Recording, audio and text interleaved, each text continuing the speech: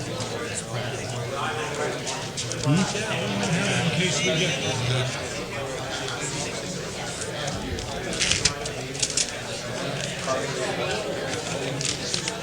time together, Dave, we'll have to exchange your last rings. Where's the yearbook? Hey, I got a 1920 Madison. In the On eBay, on yeah. eBay? God, you can find the oddest things on eBay. Hey, Vern.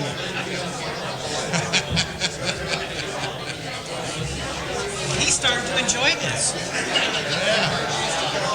Yeah, we're going to see you at all kinds of meetings now. I was late yesterday, so that's why I got all this stuff. That means you're born in 1910, 1911. Which means Who's going to be here today, do you know? Well, I don't know. His family situation. how many of the class of, what that'd be, 29 are still.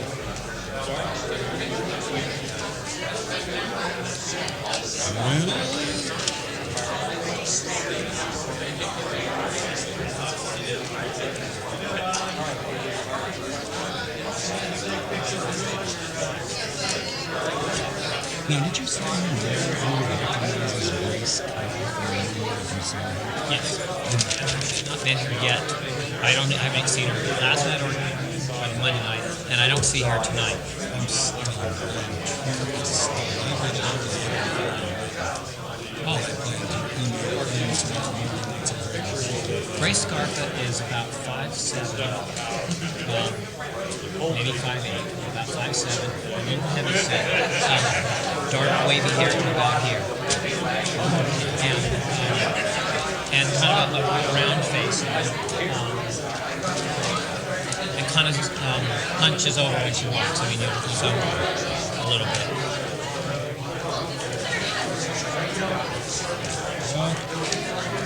Who are we missing?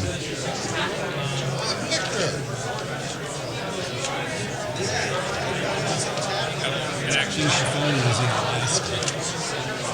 Jim Schiffoni is in Alaska, who was sitting next to Paul last night. He flew out at 5:30 this morning to go to Alaska. And the fire marshal's not here, and I don't think he's coming, which is good. And Jim Anderson's over there. I think we're ready for rock and roll. Here comes Lisa, so let's go. He's down, he's up, he's down. No, 2 o'clock. You'll see.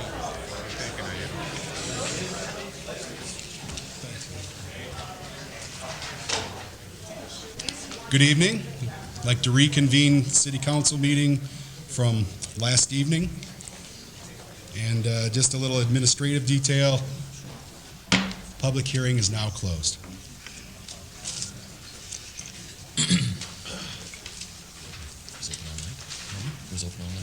It was. Oh, yes. And at the end of our table here by Jim, there's the lost and found. There's a water bottle and a blue spiral-bound notebook that someone left behind. So please claim those on your way out. Actually, I borrowed some of the notes in there for my presentation tonight. They were great. Remember wrote them. Yeah. Good stuff. Okay.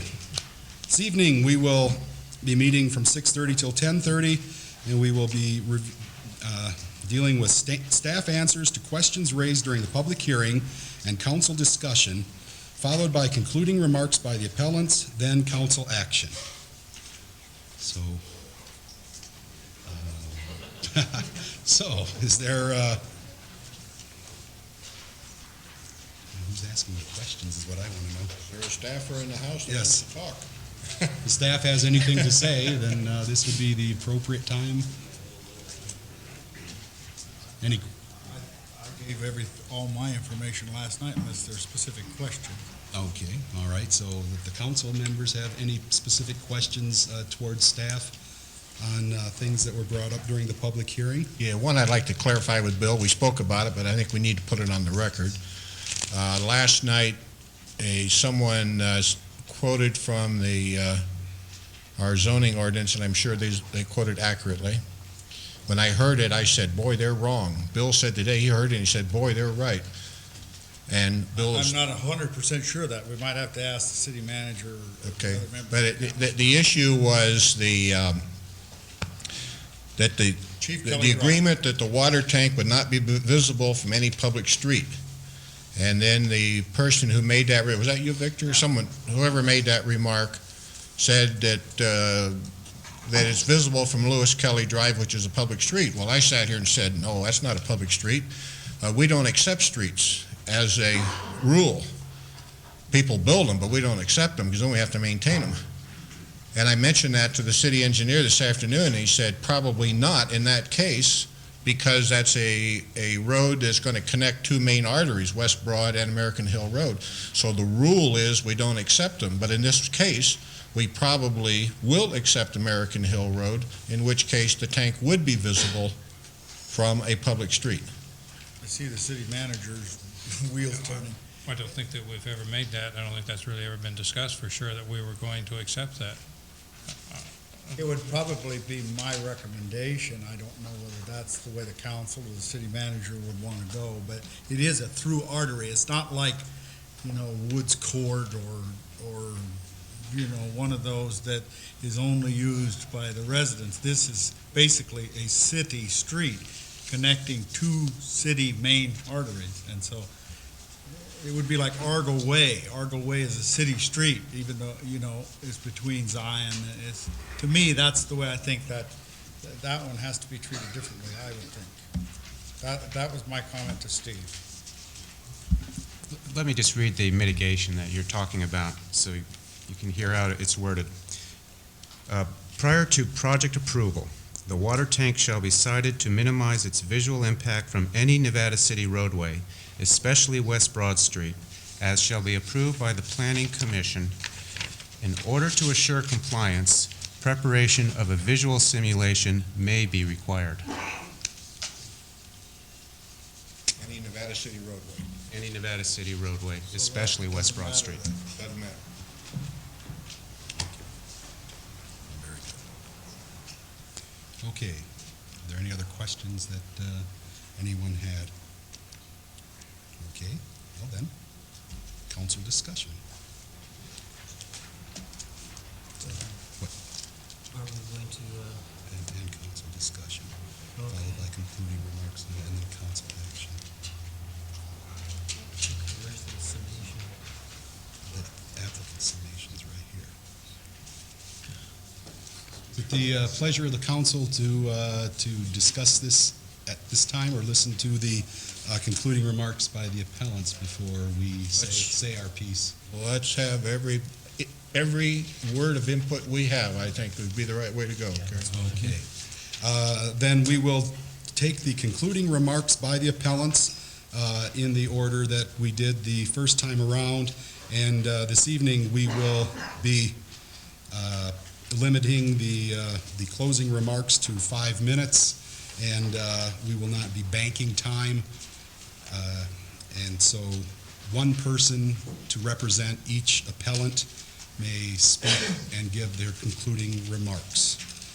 And so AHDC, a representative, or Bill or Mr. Jones?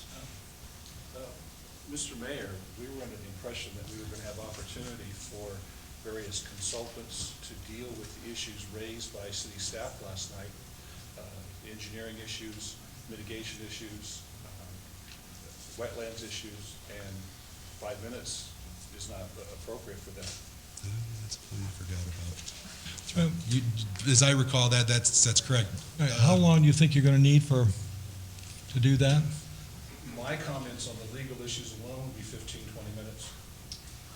Well, I think we need to be I'm fair to everyone else, and so, we've given up 3 nights of our time, and we've heard lots of testimony from both sides, and I really don't think that we need to overextend this, so let's make sure that we're fair. And again, in sticking with the fairness aspect, if we allow you the 15 minutes, then that basically will open the door for all the other appellants to request that at the same amount of time. And I do believe that will severely impact our schedule. It is fair to say, though, that there Bill were did have some specific questions last night, questions, yes. and that they brought in consultants to answer those specific That questions. is correct. I forgot, that slipped my mind. Well, then, So- why don't we have those consultants Right, then we would come then- forward and Well, not only that. Mayor, I would suggest that probably we should give them some additional time. It's really, at this point, while there's 8 appellants, really there's 2 sides. There's one side for and one side against. I think to do it this way really gives one side 7 times more time to present their case than the others. And I think it would be safer to give them an opportunity, maybe let them go first, let the other appellants have. There are only 4 of us. I can't imagine any of us talking for more than 6 or 8 minutes. Well, then I think that we should then actually back up to the staff answers to questions raised during the public hearing. I recall now that, Bill, you did have specific questions that you wanted to address to a certain, it was the tree issue, I believe, or possibly the grading. And The undeveloped area. Yeah, if those people are here tonight that can answer your questions and you're prepared to ask them, we could take it at this time.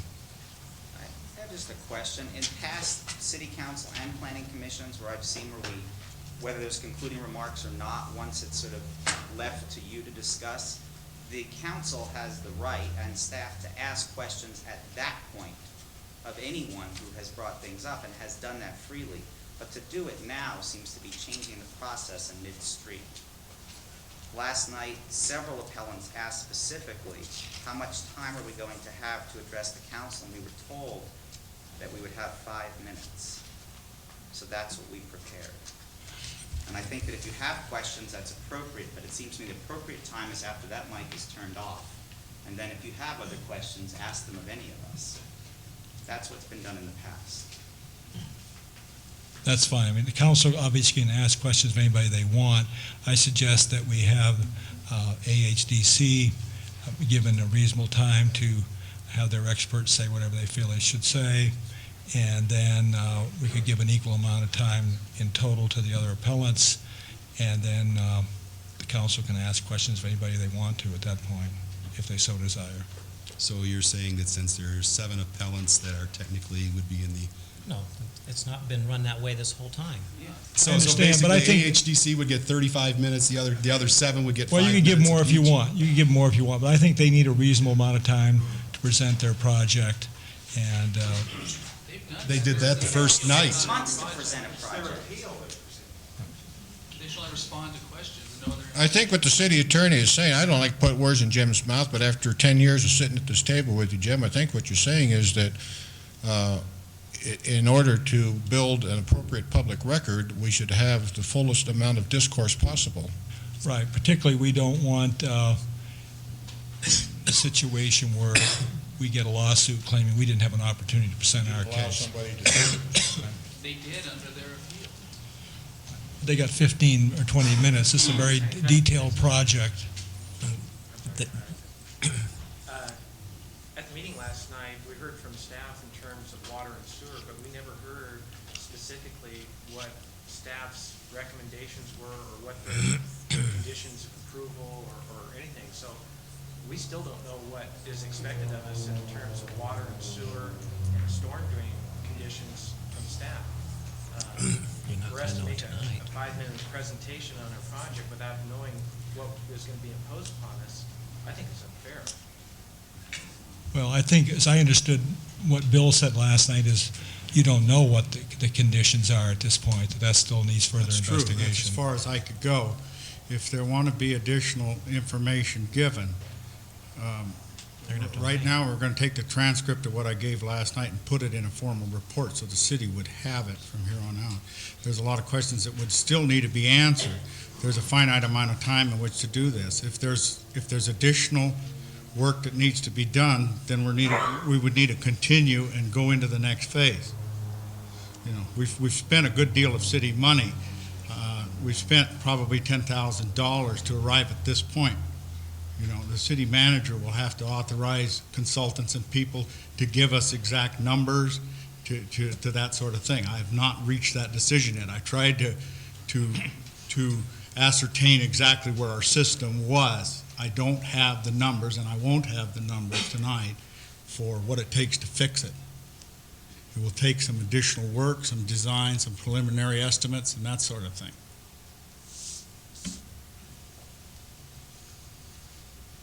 Did you, since other people can? Oh, I'm sorry, Gary. I just have one quick remark.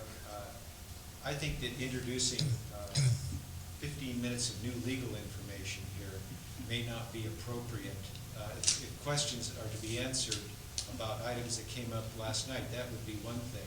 But to have the representative's attorney get up here and give us 15 minutes of legal information, I don't quite see where that fits in to the scheme of things. It's certainly not on the agenda. Well, there's certainly major legal issues before the council in deciding what to do, and I think, again, that they would have a right, since you've been advised by your attorneys, they have a right to at least say what they feel the law is, so that you've heard both sides of it. I doubt that the four of us are going to take an hour. It's only 6:45, and there's no question, I don't care which side of the issue you're on, there's no question that we need to build the best public record that we can build. And if that includes 15 minutes from Mr. Span's attorney, so be it. And Steve, you always keep good notes, and I mean it. Didn't I ask 3 basic questions last night? What was the true inventory of the trees? And to clarify the arborist report and the biological report. Those are the only 3 questions that I would like answered by the applicant. And those were clarified by letters given to us in our packets. Apparently, yeah, I just see some of this stuff here, so. That shouldn't take I think that it's long just to- about all answered, so, and I'm prepared to accept that. So that it is your advice that the applicant's legal counsel have I think 15 minutes is that they fair, requested. and to give them, if they want to have their experts state whatever they want them to state, give them a reasonable amount of time to do that, give the other appellants a reasonable amount of time, and then let's close it and have the council make a decision. I mean, our presentation on Monday was on our appeal. Our appeal was on the site plan. We have not been given an opportunity to describe the project to you. We described the project to the planning commission. They made a decision. I'm not sure that you have all the information that we provided to the planning commission for them to make that decision. We have a stack here that we have gone over for weeks on this. We know as much about as the planning commission. We have watched the 6 hours tape from those meetings. We have put our lives on hold for this project. So don't make any assumptions that we don't know as much about as the planning commission. We are doing our job up here, and it doesn't need to be abused. Bill, how long do you need for your presentation? What do you think? Well, Ron said he needed I know he's 15 minutes. 15. What do you need? I could use 10 to 15 minutes myself. You have anybody else that needs to speak? Or? I do have letters to present to you from the arborists and biologists. We do have other consultants for traffic, historical, geotechnical, geochemical. We have a few consultants that are here to answer questions, and All right. from that respect, we can just be available to address questions. All right, so we give your attorney 15 minutes, and you need 10 or 15 minutes to do, okay. Well, And I think that's appropriate. I think that, given the chances that we're going to end up in a lawsuit here, I think that's the most important thing is, as Steve has indicated, to build a good record and not have a situation where someone's claiming they didn't have an opportunity to fully present their case. And so I feel that we should give them a half an hour, and if you feel the other appellants should be given additional time to do that. We've been here 8 hours already, another 45 minutes or whatever is not going to matter if we need to build a good record. In that regard, I haven't said anything yet. I agree we should build a good record, a good foundation of public record, and give everybody an opportunity to speak. We basically have given everybody an opportunity to speak, but everybody wants an opportunity to concise and wrap up. I have no problem with giving what you stated as essentially two sides, 45 minutes apiece. Let them break it up however they want to. We have an hour and a half that's been discussed out there. We can close that section of the meeting. We still have plenty of time for the table to discuss what's left, and that group then can decide how. In a sense, essentially, they are banking time, but we only have two positions on this thing, and then they get equal time. So that's my suggestion. I concur. That's reasonable. Mr. Cooper? Is this working? Should be. I just want to ask, as far as what does that do for the other appellants' time then to give their final remarks? Are we still limited to 5 minutes, or are we changing? 45 minutes total. 45 minutes? 45 minutes That's total. actually a little more than 5 minutes per. Okay. And the other question I have is, as far as these additional remarks that are about to be made, have you decided that this is a de novo proceeding? Are you It is. limiting? Well, I know that's your opinion, but I'm just asking if are we delving into new materials that were not before the Planning Commission? That's the impression I'm getting. This is an appeal. Right, that's the way I feel it is an appeal. So it's not a time to present new aspects of the project. I don't think that's appropriate, so. I would agree with you on that. Could I speak to that, just a Absolutely. couple of parts of it? One, on the CEQA side of this, there are state guidelines that require a decision by the council. So I don't believe that it would really be a good idea to close the record off at what was presented to the Planning Commission. I think there needs to be an opportunity to consider new evidence that was presented here. And what was the other thing I was going to say?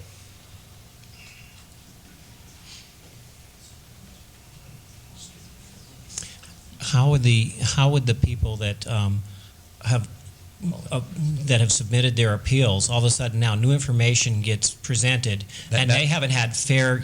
That actually is what I was going to also say, is that if new evidence or new arguments or new information comes up at this point that needs a response, I don't believe that it's fair to expect the other side necessarily to respond tonight, or the council to make a decision tonight. Just as we're saying that the developer is entitled to a reasonable opportunity to present his issues. If there's new issues in there that go beyond what's been considered before, it may be necessary to continue this hearing. So I would say that the developer and his attorney should consider whether they want to be bringing up new issues. I mean, I think 15 minutes could readily be justified to deal with issues that are already before the council. But if we start expanding the subject matter of this, then to turn around and say, well, by 10:30 tonight, we have to find out everything there's going to be found out about it and then vote on it, I think that's an unrealistic expectation. And my understanding was that their desire was to have a decision by tonight under any circumstances. So I think I guess what I'm saying is I think there's a little built-in discipline there in terms of expanding the scope of what we're talking about, and that 25 minutes, which is what they've said they want, is really not beyond the reasonable scope of time to talk about what we've already, as Jim said, spent 6 or 8 hours here talking about over the last 2 nights. Thank you. Thank you for asking the question and reminding me what I wanted to say. Okay, based on that, then, comments from the council, then, we will provide AHDC with 45 minutes, and we will supply the other appellants this equal amount of time to present, to sum up and give their concluding remarks. So, Carrie, we're not exactly a defined, high-paid organization as they are. So them dividing their time up, these are people who work together. You know, we're private citizens. Most of us didn't even know each other until they breezed into town. So I think it would make more sense. There are 7 other appeals other than theirs. Is that correct? Correct. That's correct. How about we each get 7 minutes then? Instead of us, I don't want to have to Well, start talking to Gary. that's- Gary, how many minutes do I need? That's fine, 45, 49, I'm not going to quibble over 4 Okay, well, minutes. just as last night, I mean, we were being pretty precise on cutting off the mic, so. I'd like to bring up the point that this development company has had all day to prepare their new material with high-paid professionals, and I'm sure they have spent all day preparing new material that they think will sound good to the council. Don't we need some time to prepare? that was the discussion. If it's new material, that's a different story. I'm assuming they're simply going to describe the project, make sure that they feel the council understands fully what it is they have before the council, and their attorney wants to fully describe the legal issues from his point of view. Okay, legal issues, but if they present new material pertaining to this project, can we have additional time to prepare our appeal? If it's truly new, if they're simply just backing up what's already on the board, so to speak, that's nothing new. That's simply summing up their project. I think we can be reasonably certain they're not going to give us a new site plan, they're not going to give us a new grading plan, they're not going to have a new tree harvest plan. All they're going to do is respond to the things we've been talking about for 8 hours. I don't think this is brain surgery. Right. We spent 25 minutes figuring out what we're going to do. Right. I'd say let's move forward. Let's move forward. Absolutely. Jim, just one thing, please. When their counsel speaks, if it's speaking to the project, that's one thing. I have no interest in hearing what their funding requirements are, what their application process is, what law got them into the door. Is that Well, fair? I think I'm going to give him 15 minutes, unless he's totally off base. I'm going to let him say what he wants. I agree. Okay. AHDC, you have the floor. Clock is running. And my little clock says 6:57, so we'll take it from there. Okay. I'd like to pass these documents out.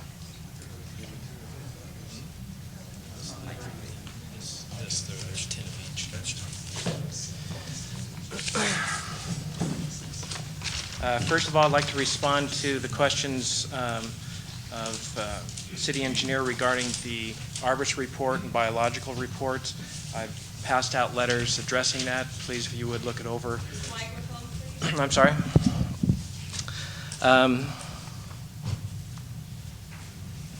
I think the letters are self-explanatory. If you'd like to ask questions or discuss it at a later time, we'll go over that.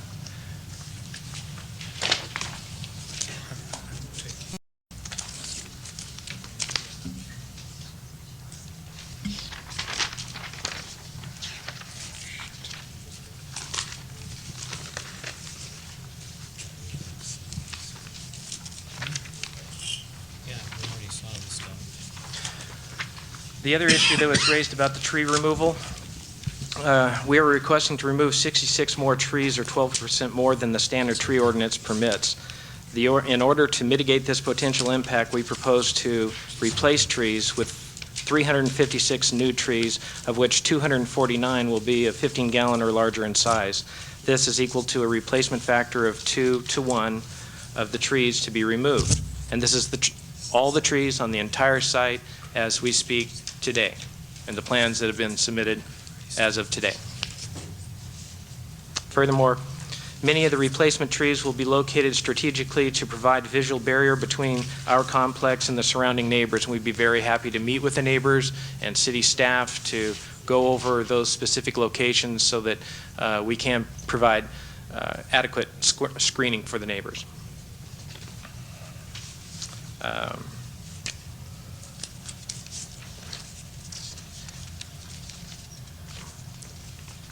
One question I have is, and that's mainly what I was confused about last night, was in the E-Corp's consulting, you've got a biologist named Quan, but today you give us 2 letters you have a letter from Quan, or does Glasser take the responsibility for the biologist report now?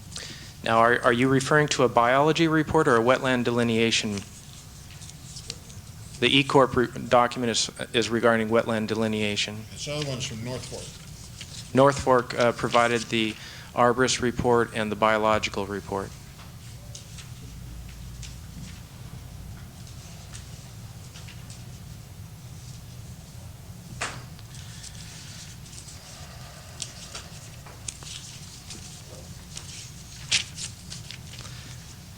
I'd like to express concern over the letter that has been provided to the city from outside counsel, Mr. Judd. Although I feel the letter is very adequate for the document that was reviewed, but I think that the document that was reviewed is woefully inadequate and out of date. It was the April 6 draft mitigated negative declaration. Since that time, it has been modified and updated and revised, going through ARC meetings and also to the Planning Commission. And findings and conditions and revised mitigation measures at the Planning Commission meeting have not been noted or spelled out in Mr. Judd's letter. So for that reason, I feel that you are being misled as to the legal capabilities or to the legal competency of that document. And for that purpose, I think that if you want to receive that kind of review from outside counsel, you should be giving them the most recent environmental documents approved by the Planning Commission. If you want to go on that, then I have prepared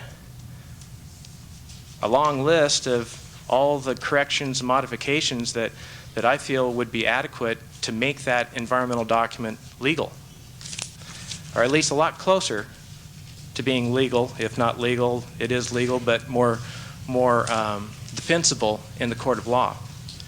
And that's what I've passed out to you. Now, if you would like, I'll read the entire document given the time, or if you prefer to review it yourself, that's fine. I guess if I could just interrupt with a question for my purposes. Just off my time? We'll stop the clock for 15 seconds. Okay. I would like to see this document that represents itself as a more recent mitigated negative declaration than the April 6th document. You don't have a copy of the May 14th Planning Commission decision and findings? You're talking about Planning Commission decision as part of the negative declaration? Findings and mitigation measures? Why don't you, if you have a copy of what you're talking about, why don't we get it so we have it in the record? Sure.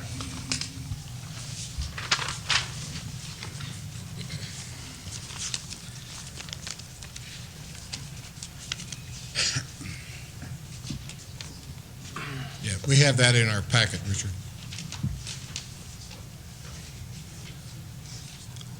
My point being is it appears as though perhaps Mr. Judd didn't have that information when he gave his opinion. Just so that the record is clear, this is a letter dated May 14, 2001, addressed to Bill Spann and signed by Ruth Poulter as the chairwoman of the City of Nevada City Planning Commission.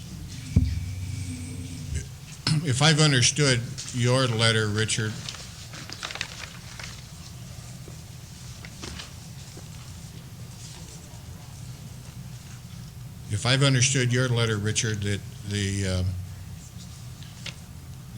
that if these items are to be mitigated, the appropriate way to mitigate them is through a new environmental review, not through the process of debate at the council table. Well, let me just say that if I were the developer's counsel in a case like this, I would not want to proceed with an approval of the project based on the record as it stands now for the same reasons as are spelled out in the memorandum. I'm not clear what public circulation, if any, this document received. I'm not clear that it was intended as a restatement of the negative declaration in the first place. I'm not clear when it was made available to the public. So I think even if you were to assume that it fixed all the problems, which based on my review I would not say that it did, I'm not clear that it would be adequate for the purposes. Thank you. My point of bringing this up is that the document that has been stated in his letter, the review, was dated April 6th. It was the first draft of the proposed mitigated negative declaration. It was full of a lot of ambiguities. There were a lot of things that needed to be corrected. There was questions being asked. There was recommendations. There were statements that we've got to do this, we've got to do that, got to move the tank out, so on and so forth. All that has, not all, a lot of that has been done. There are still items that are calling for further study and for additional documentation to be provided and prior to issuance of a building permit or grading permit. My point is that had Mr. Judd reviewed the document that he has just been handed, I think that he could have incorporated been able to reduce the number of corrections that he felt were necessary for that environmental document to be defended in court. That's my whole point. It wouldn't be as onerous of a task, because a lot of it has been done.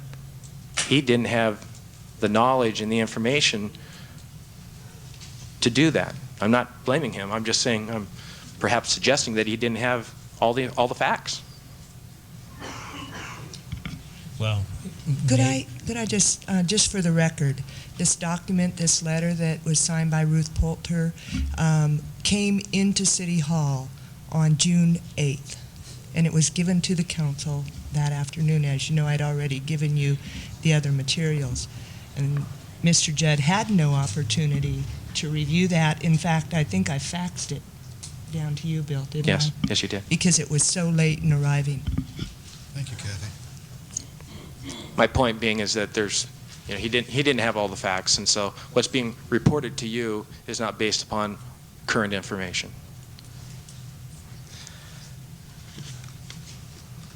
I'd just like to wrap up real quickly by stating that, we've conducted a market study for the project. It reflects a need for 611 units. Now, that's not just a market area of the strict city limits of Nevada City. Sure, it's expanded, but it's a significant number. I'd also like to mention and reiterate that prior city approvals on this property include a 60-unit elderly apartment complex on an 80-acre portion of this property in which the city approved a mitigated negative declaration. I have a copy of that document, and it clearly does not have near the conditions and concerns as our 80-unit apartment complex. In addition to that, a 56-unit density transfer was approved by the city by a mitigated negative declaration on the balance of this 13-acre parcel. So the city has taken actions to approve either projects or zoning transfers on this property through a mitigated negative declaration process within the last 2 to 3 years. I think the extent and degree, and that's what, 60, 56, that's what, 116 units that have been approved in, not approved, but land duly designated for up to that number of units. But yet mitigated negative declarations were approved on those 2 actions, whereas we're here contemplating an EIR on an 80-unit project spread over the entire 13 acres. I just want to get that in the record and hope that you'll take that into consideration. It's also been somewhat reported that there are perhaps as many as 80 illegal housing units in the community. This affordable housing project could give those tenants an opportunity to move into a more desirable, more suitable living quarters, and could give the city the ability to do something about those illegal units. This is a transfer of tenants within the community. Well, let's have respect for everybody. Let's respect each other. There's 2 sides in this room. One side laughs and the other side doesn't. I mean, come on. Let's be fair. A couple of other items is that this is one of the few sites in the county that has proper zoning and proper utilities available to it for multifamily housing. The Affordable Housing Task Force did a great job on a report that brought this out, identified all the sites. They also indicated that there's a need for 4,100 units of affordable housing. Now, I don't know how that breaks down into terms of what Nevada City's fair share of that is. Perhaps someone can speak to that, but I don't know the number. But I would think that, gosh, you would think you'd be responsible for a fair proportionate amount to your population to the county, perhaps. In any event, that's going to equate to over 80 units. So I just feel that the city has a responsibility to do their fair share in providing affordable housing. And also, I just want to reiterate and make sure that there's no misunderstandings, that we are willing to do what we can to contribute to the offsite improvements and the utility system infrastructure in the community.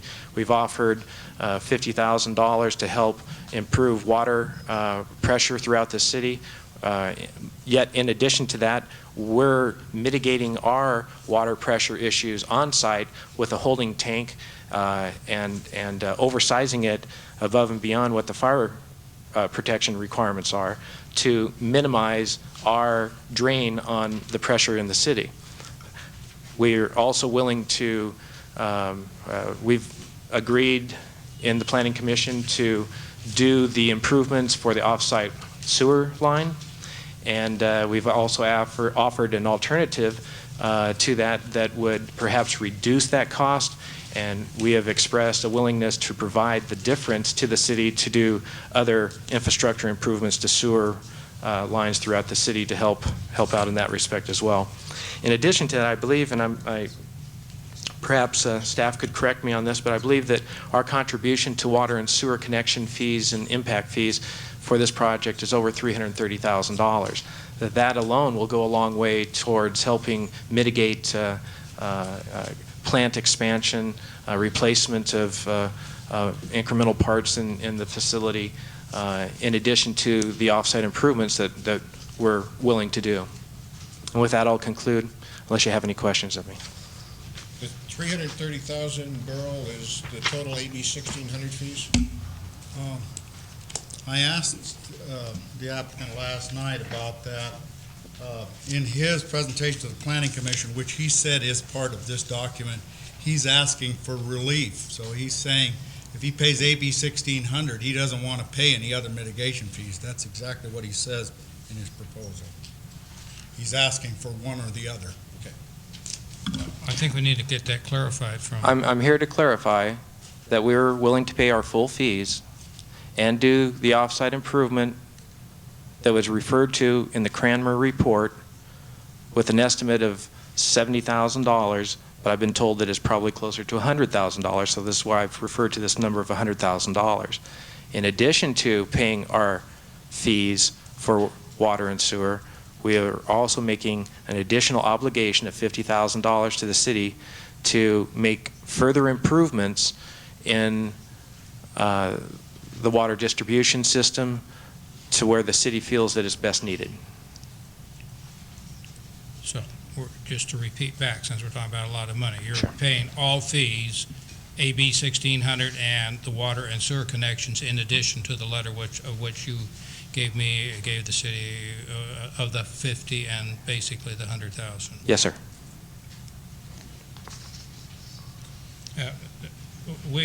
Kathy, we prepared and we'll certainly hand that out, what we think approximately, based on as we understand the project, what the total AB 1600 fees based on 80 units and the water and sewer connection fees, the total fees for all services would be probably something in about the 670,000 range, but Bill has alluded to what portions of those would be water and sewer, and under AB 1600, based on 80 units, and these were done yesterday, so they could be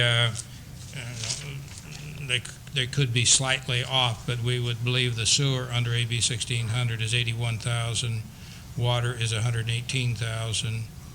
The sewer connection, the normal collection fee on sewer outside of AB 1600 is 38,000, and the water connection is approximately 60,300.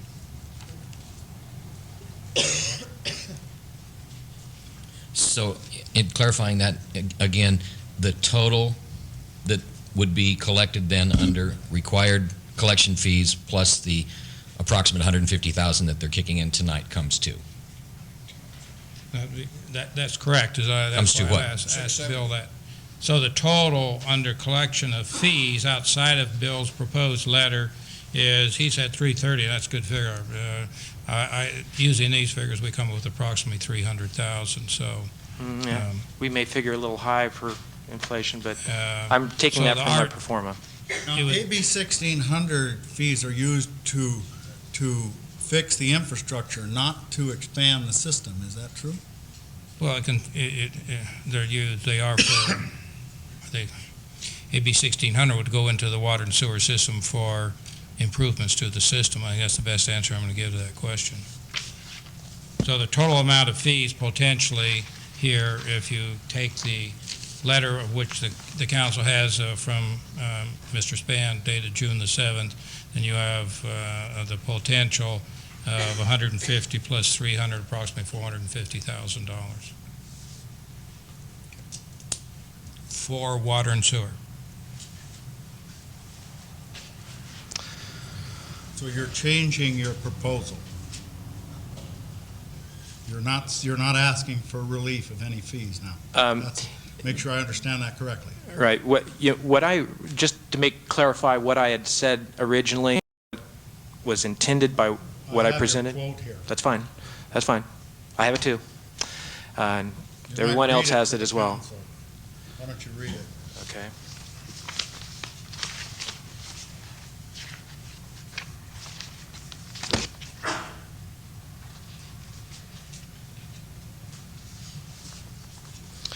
We are willing to construct a new sewer line as described in the Cranmer report. This is what was presented, I'm sorry, let me back. This is what was presented to the Planning Commission on May 10th.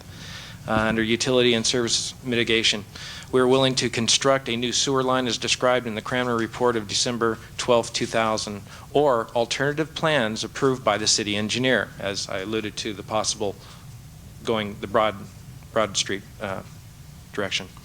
It is likely the city will need to cooperate in efforts to gain easements to construct the new sewer line, and we respectfully request that assistance from the city. We request that any sewer impact fees to be charged to our project be reduced in fair proportion to the cost of the sewer line improvements we are constructing, if permissible by AB 1600. I think that's what you're alluding to, Bill. Okay. I'm saying what we're hoping for is that if a portion of those fees would be utilized and was targeted to go towards infrastructure improvements, that portion of our fees can be used for this improvement line that we were doing. Now, I'm saying right now, at this point, that, use the fees however you want. We'll do the $100,000. We'll pay our full fees. Do whatever you want. But we would like to receive or would appreciate the city cooperating with us in a reimbursement agreement for any future connections onto those lines. I think that's only fair. Yes, we've done for others. I think the council should recognize that I'm not prepared to stick with those fees at this time for improvements to any part of the system. What do you mean stick with those fees? You don't think it's enough money to cover the improvements? I know it's not enough. Okay. The fees in terms of the AB 1600 fees? No, the fees to the sewer line. AB 1600 is fixed. Okay. Well, okay. That's the end of my spiel.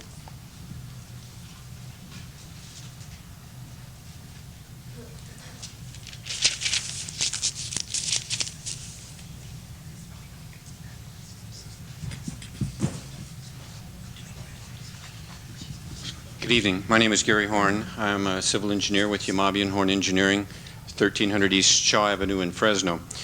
What I would like to do first of all is talk about the site plan a little bit. And first of all, I'd like to give you just a brief evolution of the site plan. This is the original site plan that was submitted for the preliminary review.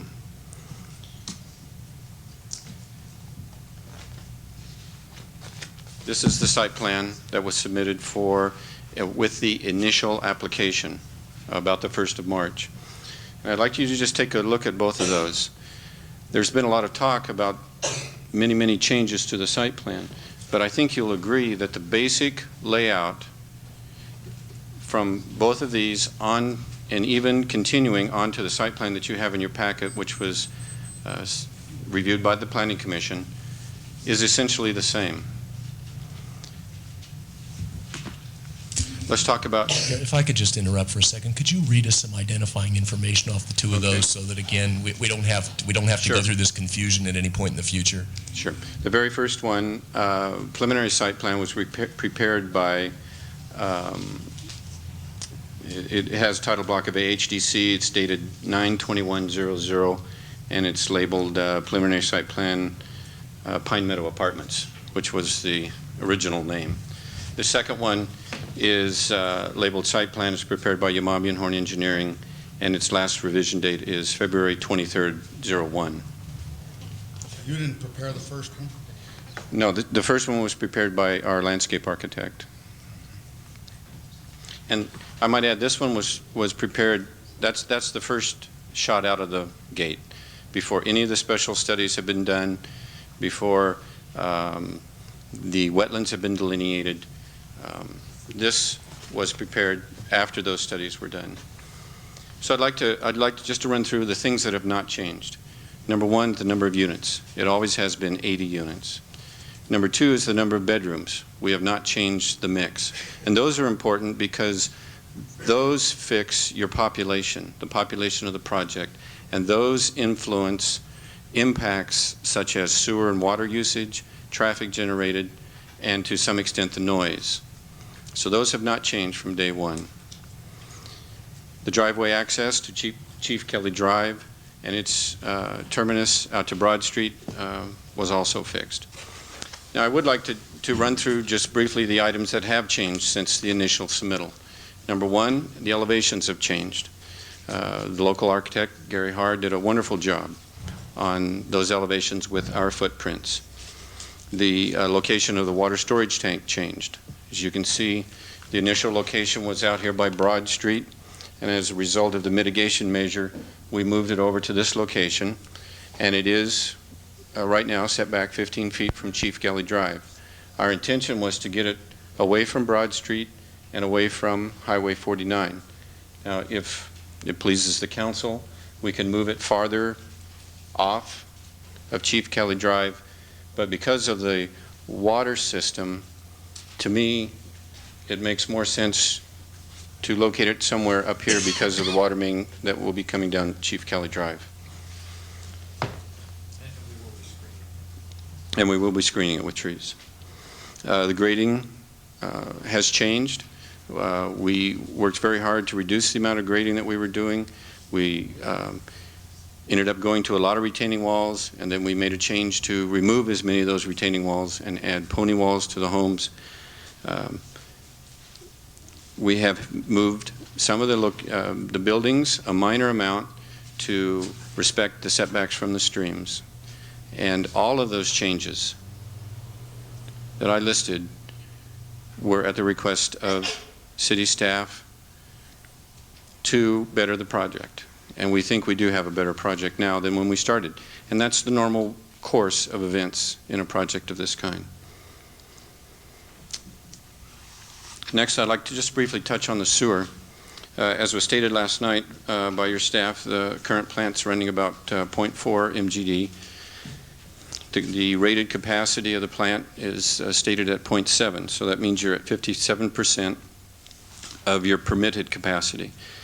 That doesn't mean that you can automatically turn on a big spigot and jump from 400 to 700. We understand that there are facilities within that plant that need to be upgraded.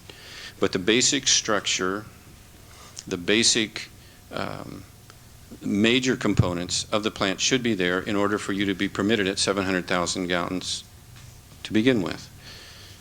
So, and I agree with Bill that there need to be some improvements, but that is what AB 1600 fees are for. In fact, the cities are required to make a connection between the amount of the fee and the need of the project that causes the expense of that improvement. In other words, you have to show when you adopt AB 1600 fees what you're going to be using that money for.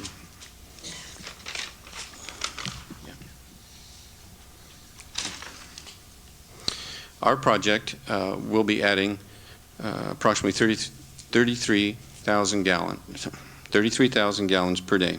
Well, that's about an 8% increase. A 10% increase was talked about last night, but I feel that even though we are adding 10% of the population because of the tourist population that is not counted in that 3,000, a slightly lower figure might be appropriate. I disagree with that number. My Okay. number of last night still stands. I used a population of 300 people in our unit, in our project, with 110 gallons per person per day. Excuse me, Jim, but you did not. In the figures you gave me, you used 234 population. That's correct. I've used 300 people based upon the evidence, the discussion that was last night. So I would agree with the 300 people. You used 240 in your calculation. I did. And I also used a higher figure on the gallons per day. I used 300 with the gallons per day you used. Mm-hmm. Bill, why don't we just let them make their presentation, and you can Okay. make your comments afterwards. Okay, I'll decide what to say, okay? As far as the collection system, Bill Span has indicated that we are willing to make the improvements from the Cramner report, and that we would also, as an alternative to that solution, install a lift station and pump to Spring Street. On the water system, we are providing a storage tank on site, and this is information that we talked about at the Planning Commission meeting. We're providing a storage tank on site to provide, number one, for fire flow. And in my original calculations, we determined that to be 144,000 gallons. What I have here is a chart of the typical water usage that we would expect from a residential project. As you can see, it peaks in the morning, and then there's another peak in the evening. What we proposed at the Planning Commission was to increase the size of the storage tank to allow us to cut those peaks off so that our maximum pumping rate would not peak as the normal system would. So this would allow us to impact the surrounding distribution system less. So during these off-peak times in the evening, we would be filling our tank back up. During a peak maximum day, our flow would be about 110 gallons a minute. On an average day, it would be about 55. The maximum peak on the maximum day would be about 165 gallons a minute. So that's what we're proposing to mitigate impacts on the water system. Last of all, I'd just like to talk about the grading. And let me just conclude by saying that Bill gave a very good description of the detention basins last night. And they are designed to mitigate the amount of runoff that will be created or generated from our project over and above what the normal runoff is. And those would be sized according to either the city standards or Nevada County standards in those absence. That concludes my remarks, and I'll be happy to answer any questions.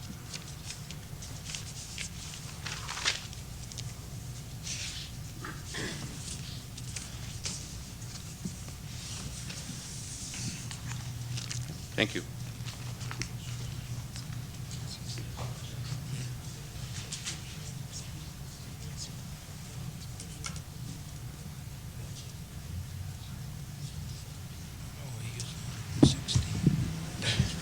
Okay, and according to the official timekeeper of the Nevada City Council, you have got 13 minutes left in your 45 minutes.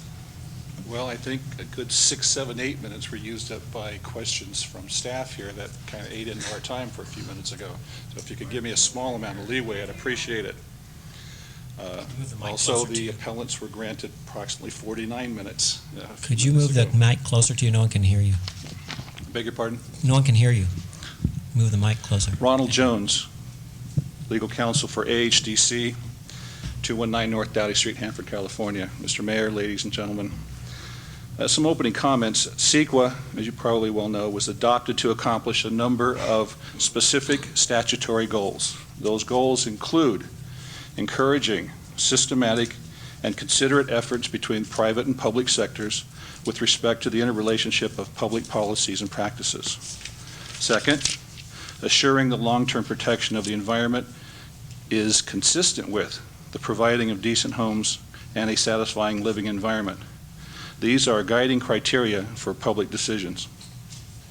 In 1976, the California legislature declared it the policy of the state that public agencies should not approve projects as proposed if there are feasible alternatives or mitigation measures available which substantially lessen the significant environmental effects of such projects. Thus, given this state declaration, should mitigation measures be available which substantially lessen significant environmental effects, projects should be approved. In California's affordable housing legislation, it is noteworthy that the law clearly states that public agencies shall not reduce the proposed number of housing units in a project as a mitigation measure for a particular significant effect if there is another feasible mitigation alternative that provides a comparable measure of mitigation. In the case of the citizens of Goleta Valley versus the Board of Supervisors, the court rules adopted by the state regulating the protection of the environment, it was held that they must not subvert these rules and statutes into an instrument for the delay of social, economic, or recreational development and advancement. The Rio Vista Farm Bureau versus County of Solano case in 1992, the court held and announced that a fundamental objective of CEQA is to facilitate the identification of feasible alternatives and mitigation measures that will avoid or substantially lessen significant environmental effects, not to deny projects. California Code of Regulations specifically recognizes that there's not only a duty of the public agencies like yourselves to minimize environmental damage, but there also exists a mandated duty to balance the competing economic and social objectives, including affordable housing goals. This is straight from the state statute. Regarding specific legal issues that have been raised in the last couple of days, one was the issue of the payment of fees late or in advance. All the fees were paid. There is no legal authority at all that calls into question either the legality or effectiveness of a mitigated negative declaration depending upon the timing of the payment. The developer was not subsidized. There was a question about home funds. People were arguing that this makes the city a partner of sorts and puts the city at risk. That is not the case. A home fund loan would be the obligation of the developer and the owner of the project, guaranteed by the tax-exempt organization, the managing general partner. The city is not on the hook for that obligation.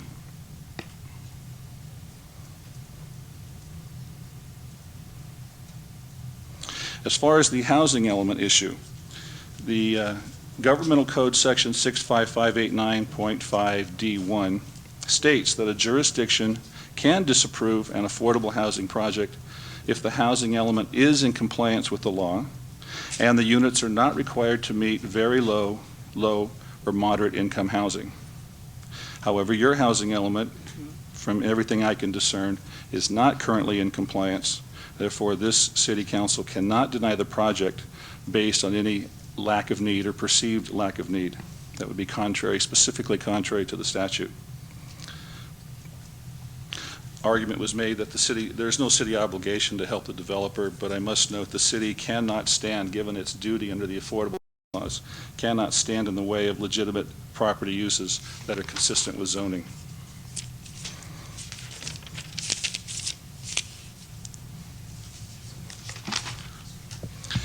A question was raised as to variances, and I believe Mr. Johnson even cited from Longton's California Land Use Authority.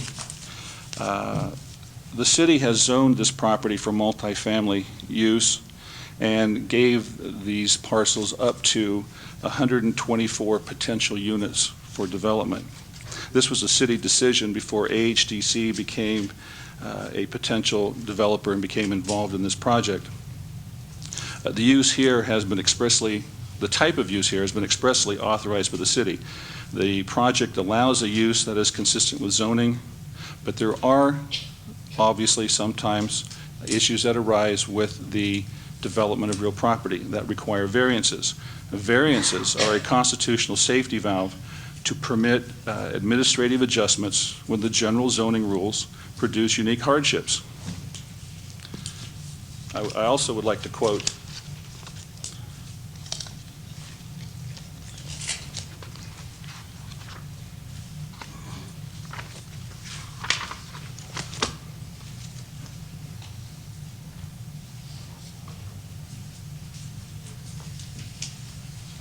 from the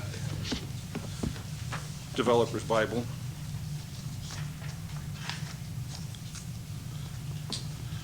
The plight of an applicant for a variance must be due to peculiar circumstances and conditions, and it must be special or unique in contrast with that of other property owners in the same district.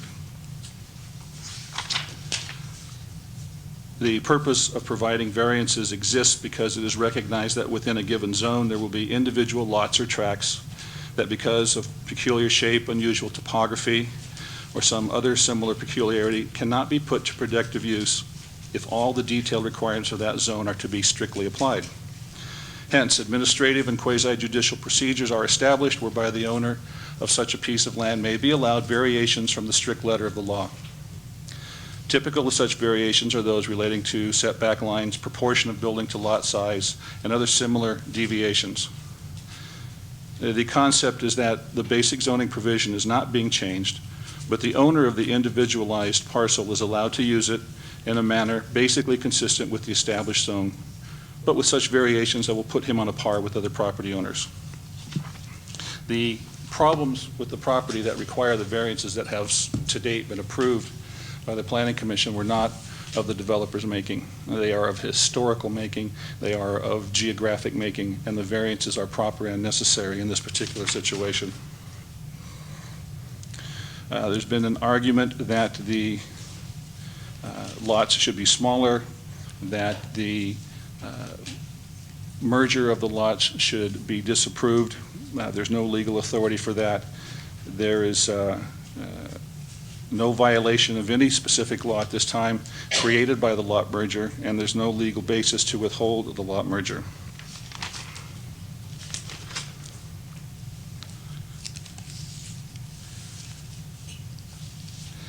The issue of the clearinghouse and the 30-day notice is been kind of left out there hanging. Under California Administrative Code 14, Section 15105B, a public review period will be 30 days when a proposed negative deck is required to be submitted to the state clearinghouse. But it is the Planning Commission's obligation to determine the necessity for this. Typically, clearinghouse applications or notification are the result of issues that have statewide or regional importance. That is not the situation here. What you have here is issues of local importance, and you have had comments from Northern Sierra Air Quality Management District.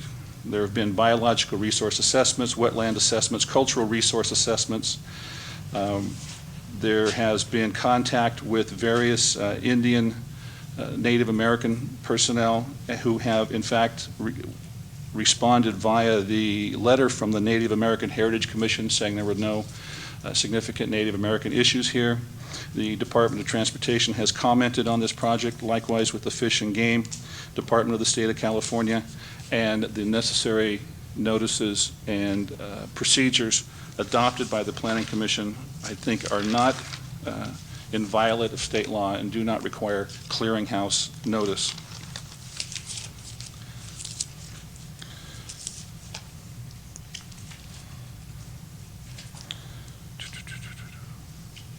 As to the historical preservation issues of the mining site, the first use of hydraulic mining in California, The simple listing of private property on a historical resources inventory is not of itself a substantive restriction on an owner's use of real property.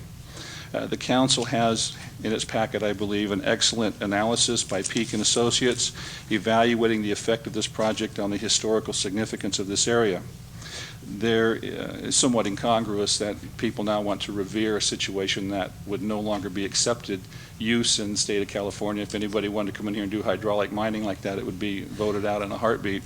But the act did exist. It does play an important role in the history of California, but not the kind of role that would be deterred from observation, that would be hampered by the development of the project, and the mitigation provided for that issue is in effect. I'm going to skip to council's letter, and one reason we need the time we need tonight is that we didn't receive your outside counsel's legal opinion until Monday, and didn't give us much time to deal with the issues he addressed. There are two cases that he cites in his legal opinion. One case deals with the issue of not having a complete record as being a basis for not approving a particular project. The Sundstrom case that he cites is a case that was a proposed waste disposal system, and the Sundstrom court stated that the true test as to the adequacy of an agency's procedures is whether a good faith effort to comply with CEQA is demonstrated.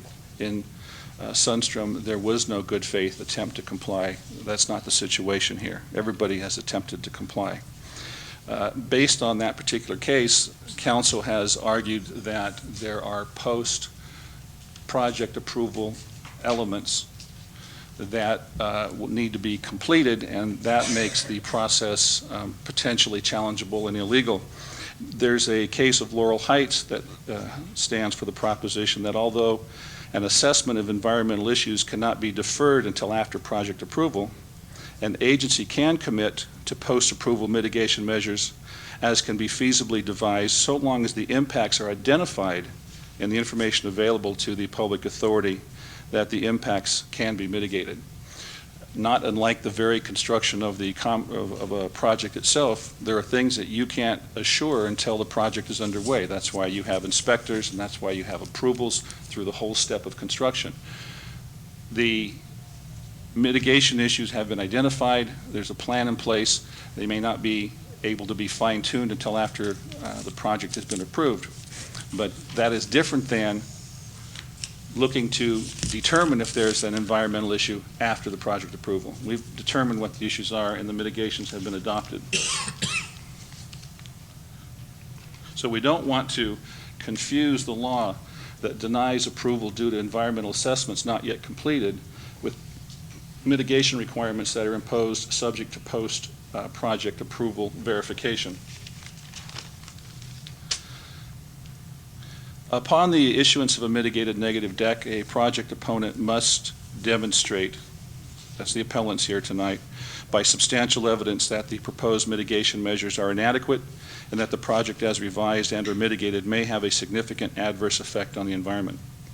Appellants opposing this project have not accomplished that. They have presented inquiry, innuendo, empathetic speech, questions, and a motion to this council.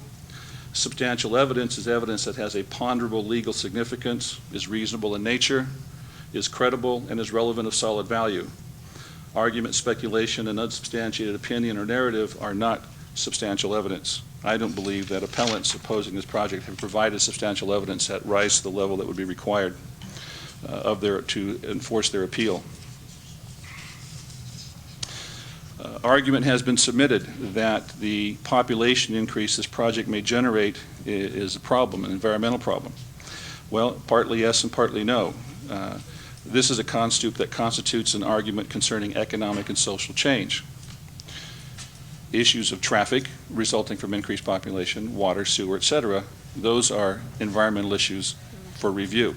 But economic and social change itself, the very fact that you're going to have a 7%, 8%, 10% increase in the population alone is not an issue to be treated as having a substantial environmental effect and is not subject to either review or mitigation. The state of California has clearly and unequivocally expressed the will of the people of California to advocate for and strongly support affordable housing. That's a fact. You might want to be aware that a finding of a discriminatory act by a public authority can result in potentially severe consequences. Government Code Section 65008 strongly prohibits acts which discriminate unfairly against affordable housing projects. In a case called Keith versus Volpe, 618 F Supplement 1132, the court held that even the very existence of a discriminatory effect by agency action is of itself sufficient to establish a violation of law. And I'll leave it to your legal counsel to explain to you the ramifications of being found responsible for discriminatory housing decisions, but by creating conditions that make affordable housing projects uneconomical, an agency has engaged in de facto discriminatory conduct. Closing up here, just be a moment. A couple of things that can happen tonight. The council can approve the project through its various voting mechanisms, in which case I have no doubt that the good citizens of Nevada City would probably bring a lawsuit to have that decision overturned. If that were to happen, the project would be put on hold. If the citizens prevailed, then the project would have to either be abandoned or start completely over again. If the developer prevails, then the project would move forward. If the project is denied, potentially a lawsuit by a developer is in the works. If the developer sues, the city might prevail, and again, we have the same result. The project is dead in the water, and if it's going to be resurrected, it would have to start all over again. If the developer sues and prevails, then the jurisdiction could be found guilty of, or at least exposed to significant monetary damages. We believe the work has been accomplished, the information is available. The city should deny the appeals of the opponents to the project and support the appeal of the developer. One additional possibility, and your attorney has raised this possibility in his letter in three locations in his report. First, he states on page 1 that he strongly suggests the city not act on the apartment project based on the April 6th document. He goes further on page 4 of his letter of June 8th that he strongly recommends a more precise description of the project be prepared for environmental review purposes. Finally, on page 7, he states that the memorandum is not meant to suggest an EIR will necessarily be required or that the city must decide immediately to prepare one. My recommendation is that the city not act on the project until either a specialized environmental consultant or city staff has gone through the potential impacts and proposed mitigation measures for the project one by one, incorporating all the information now available and making the mitigation standards as clear as possible. Developer would very much like to see this project approved, but the developer, also having reviewed the last 2 nights and tonight's proceedings, it is clear to everybody that there is, at the very least, a great deal of confusion. There's been some confusion as to the maps and the packets. There's been some confusion as to which report we're looking at. There's been some confusion with regard to your attorney reviewing a document that was somewhat antiquated. It was a draft mitigated environmental report, negative declaration, as opposed to what was later reviewed and put forth and passed by the Planning Commission. So there has been new information provided by your own staff last night, and there is, I think, at this juncture, a real possibility that in either case of approval or disapproval, that the findings, whatever they might be that are made in either of those circumstances, would not be supportable. Again, we would prefer approval. We would prefer to be able to go forward with this project now. But if the city, in its wisdom, were to decide, let's make sure we have a clear record, let's make sure that the staff has reviewed all the current information, that the current tree report, the current wetlands report, etc., are before it, and that a well thought out decision as to the mitigation efforts required, the mitigation efforts needed, and the issuance, hopefully, of a mitigated negative declaration will be in the proper format to withstand any kind of judicial review. Now, you have, and we have, a timing problem. The CEQA law requires certain things happen in a certain amount of time, but the code also provides for a stipulated extension of those timing requirements. All things considered, the developer would be quite willing at this juncture, in order to not lose the project and to make sure that we have a good record and a good review and a proper review of all the current documentation and issues, would stipulate to an extension for the city to send this back to the staff and the Planning Commission to put the proper findings together to eventually come to a vote on this matter. Thank you.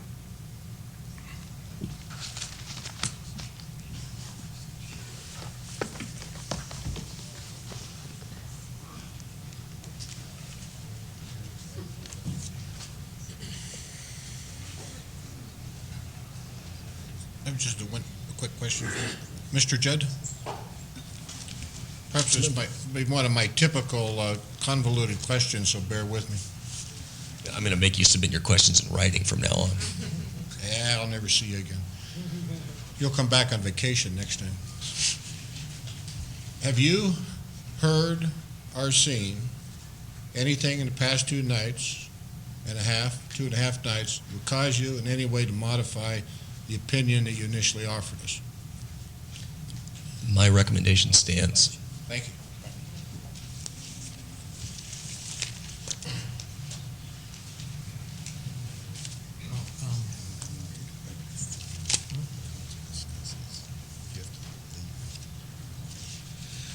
Okay. Then, Can I suggest we take a 10-minute recess? Just because there's a lot of information that just came out, which was, again, contrary to what we were led to believe when we left here last night. And it would be helpful for the appellants, because like on the one hand, we've got our 7 minutes. On the other hand, we're sort of thinking that this is a collective. I think it would be helpful if, rather than us get redundant and start all responding to the same thing one after another, have 10 minutes to talk about it. I have no problem with that. Okay, we will take a exactly 10-minute break. Oh, two.